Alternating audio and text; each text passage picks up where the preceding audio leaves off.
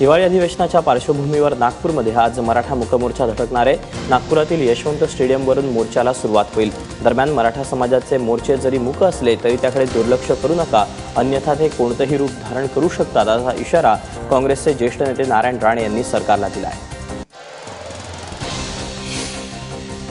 नगरपालिकांच्या दुसऱ्या टप्प्यातील निवडणुकांचं आज मतदान होतंय। यामध्ये पुणे आणि लातूर नगर जिल्ह्यातील 14 नगरपालिकांचा समावेश आहे। सकाळी 7 पासून मतदानाला सुरुवात होईल, तर औरंगाबादमध्ये महानगरपालिकेच्या महापौर आणि उपमहापौर पदासाठी आज निवडणुका होणार आहेत। नोटाबंदीनंतर कुठलाही काळाबाजार होऊ नये म्हणून सरकारनं जिल्हा बँकांच्या व्यवहारावर घातलेले निर्बंध हटण्याची शक्यता आहे। आज संध्याकाळपर्यंत याबाबतचा निर्णय होऊ शकतो। नाबार्डनं राज्यातील 31 जिल्हा बँकांची तपासणी केली, त्याचा अहवाल अर्थ मंत्रालयाला पाठवण्यात आला आहे। मोबाईल ॲप्लिकेशनच्या माध्यमातून मालवेअर व्हायरस पसरून पाकिस्ताननं हेरगिरी सुरू केल्याचं धक्कादायक वास्तव समोर आलं। खुद्द केंद्रीय गृहमंत्रालयानं या संदर्भात संशयास्पद मोबाईल ॲप्लिकेशनची यादी जाहीर केली असून ही ॲप्लिकेशन्स तात्काळ डिलीट करावी असं आवाहन केलं आहे। अधिवेशनासाठी नागपुरात असलेल्या मुख्यमंत्र्यांनी 200 रुपयांची 2.5 डझन संत्रीच कॅशलेस पद्धतीनं खरेदी केली। संत्र्यांच्या बदल्यात मुख्यमंत्र्यांनी शेतकऱ्याला रोख पैसे दिले नाहीत, तर फडणवीसांनी शेतकऱ्याला पेटीएमद्वारे हे पेमेंट केलं। विधिमंडळाच्या कामकाजादरम्यान काल महादेव जानकर यांच्या राजीनाम्यासाठी विरोधक आक्रमक झालेत।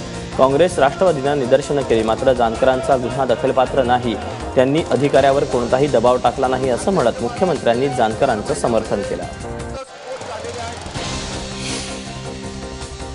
नोटाबंदी हा देशातला सर्वात मोठा घोटाळा असल्याचा घणाघाती आरोप माजी अर्थमंत्री पी चिदंबरम यांनी केला। ते काल नागपुरात पत्रकार परिषदेत बोलत होते आणि परिस्थिती पूर्ववत होण्यास 50 दिवस नाही तर पुढचे 7 महिने जातील असा दावाही त्यांनी केला। सलग 5 दिवसांच्या नंतर दिल्लीत संसदेच्या दोन्ही सभागृहांच्या कामकाजाला आज सुरुवात होणार आहे। पुढील 3 दिवसात मोदी सभागृहात हजर राहतील अशी शक्यता केंद्रीय मंत्री व्यंकय्या नायडू यांनी व्यक्त केली। याआधीप्रमाणेच आजही नोटाबंदीवरून संसदेच्या दोन्ही सभागृहात गोंधळ होण्याची शक्यता आहे। बँकांनी कॅश काउंटर आणि मुख्य ठिकाणी सीसीटीव्ही कॅमेरे लावावेत आणि 8 नोव्हेंबर ते 30 डिसेंबरपर्यंतचं फुटेज सुरक्षित राहतील याची दक्षता घ्यावी असे निर्देश आरबीआयनं दिलेत। आतापर्यंत रिझर्व्ह बँकेकडे 12.44 लाखांच्या जुन्या नोटा जमा झाल्याची माहिती रिझर्व्ह बँकेचे उपाध्यक्ष आर गांधी यांनी दिली।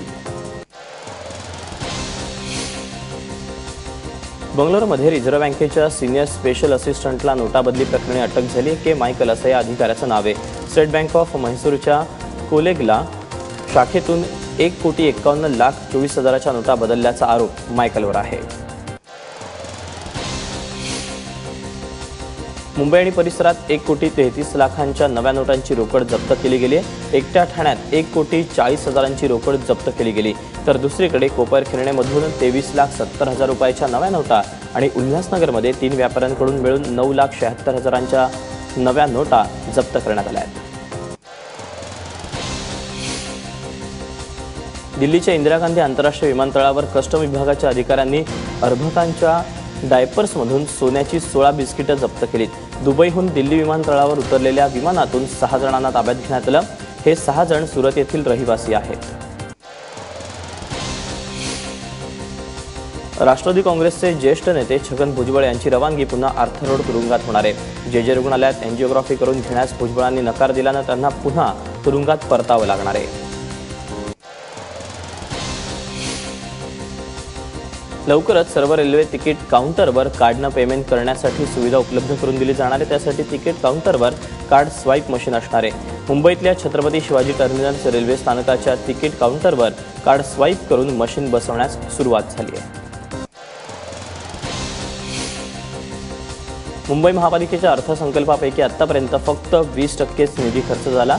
2016 आणि 2017 या आर्थिक वर्षासाठी मुंबई महापालिकेनं 37,000 कोटींचा अर्थसंकल्प जाहीर केला। महापालिका निवडणुकांची आचारसंहिता जाहीर झाल्यानंतर हा निधी वापरता येणार नाही।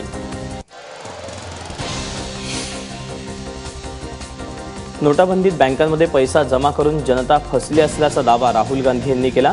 ते उत्तर प्रदेशातल्या दादर इथं बोलत होते। लोकांच्या घरातला पैसा हा बँकेत यावा आणि त्यानं धनदांडग्यांना फायदा व्हावा हाच या निर्णयामागचा हेतू आहे, असा आरोप राहुल गांधी यांनी केला।